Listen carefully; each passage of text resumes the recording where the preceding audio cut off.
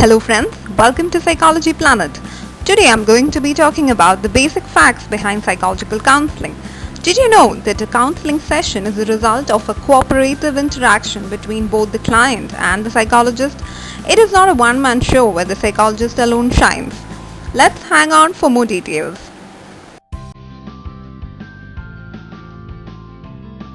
Here I'm going to be talking about the basic concepts of counseling. Firstly, it deals with different situations like crisis support, psychotherapeutic, guiding, and problem solving. Second situation is of self-development of the client. Self-development involves providing an opportunity to the client to discover himself or herself and to live satisfyingly. The third stage is the goal-oriented process. Goals include setting goals to recognize, face, accept, and resolve problems of the client. Fourth one involves various activities in the process of counseling. What are those activities? Assessing knowledge and motivation of the client, providing information, modifying inappropriate behavior, encouraging desired behavior, and monitoring the long-term process, whether the therapist and the client are they making any progress in the session. We need to be knowing that. And the final one is the time duration. The ideal time is 45 minutes a session, maybe once or twice in a week depending on the nature of the problem. There are two types of counseling mainly, individual counseling and family counseling. In individual counseling, there's just one person involved, it's just the client and the therapist.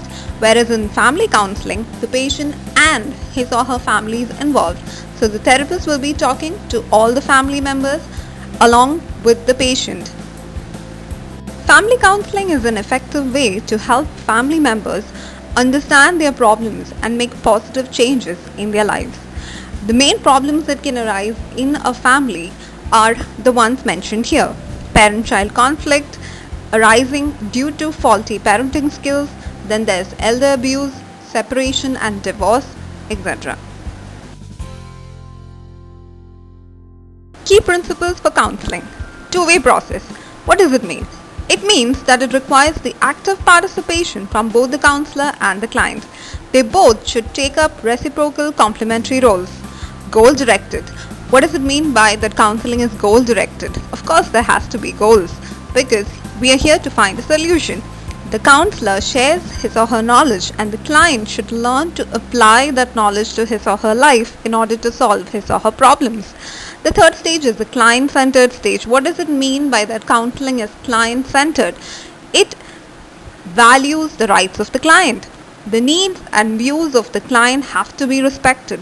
The counselor is not allowed to coerce, order, or patronize the client. The counselor should only guide the client.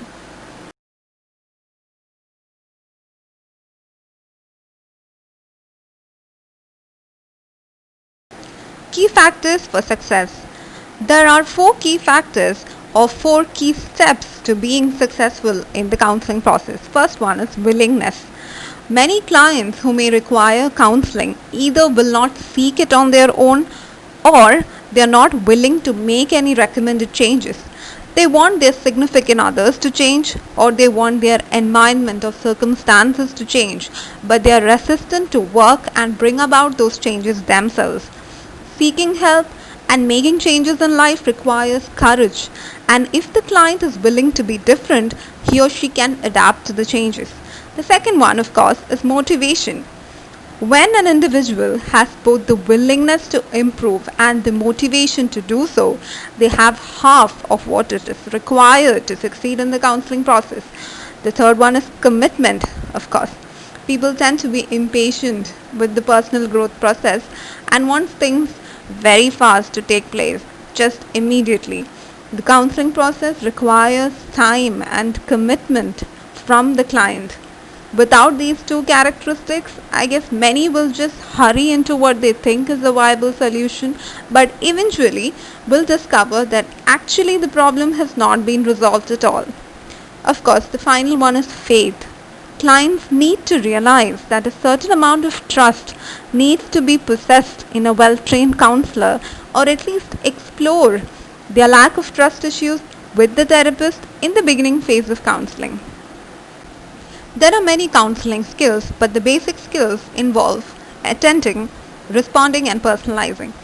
Attending is basically showing concern to the client, showing interest, concentrating on what he or she is saying, positioning, observing his or her facial expressions, body language, his appearance, health, congruity of behavior, etc. What is responding? When, as a therapist, when we are responding to the client, we have to listen to the client, what he or she is trying to say, developing feeling words and interchangeable responses. We should not be presenting a mask as if we are really enjoying the session. We have to be able to, we should be able to convey our real emotions, responding to feelings such as, oh, you feel so and so, checking out the feeling expression of the client, observing the client, and basically listening to each and every word of the client, reflecting upon the content, supplying the content, rephrasing the content. For example, you feel so and so because of so and so. Third is personalizing.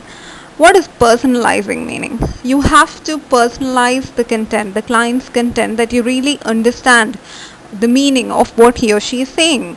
Okay, you have to rephrase what he or she is saying, personalizing the feeling that you feel dash because you can't dash, or personalizing the goal, you feel dash because you can't dash and you want to dash, etc., depending on whatever the patient is saying. Some of the listening and responding techniques we use in counseling are as follows. The first one is clarifying. What is the purpose of clarifying? To get additional facts, to help the person explore all sides of the problem. The second one would be restatement, to check meaning and interpretation with the client, to show that you're interested and you're listening to whatever the client is saying. The third one is being neutral. The third technique is being neutral, which means that you are interested and you're listening. You encourage the person to continue talking. The fourth one is reflective, to show that you understand how the other feels about what he or she is saying, to help the client to evaluate and temper his or her own feelings as expressed by someone else. Finally, summarizing. We need to summarize the session, right? So, before winding up the session, the counselor should always bring all the discussion into focus in terms of a summary.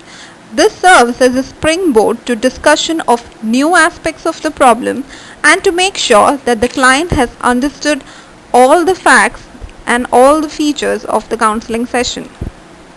Counselors' skills, qualities and ethics. Let's look at some of the skills, qualities and ethics of a counselor. Skills involve verbal and non-verbal. Verbal includes minimal encourages like continue, appropriate tone of voice, use simple and precise language, accurate reflection of feelings, and linking feelings to experience. Your non-verbal, that is a counselor's non-verbal qualities or skills, should be facing squarely, open posture, leaning forward, maintain a very good eye contact, reasonably relaxed, appropriate hand and facial movements. Let's look at some of the qualities. Be genuine, be respectful, be warm, appropriately serious, be empathetic. It's a very important quality to be empathetic with the client. Moving at client's pace and show interest.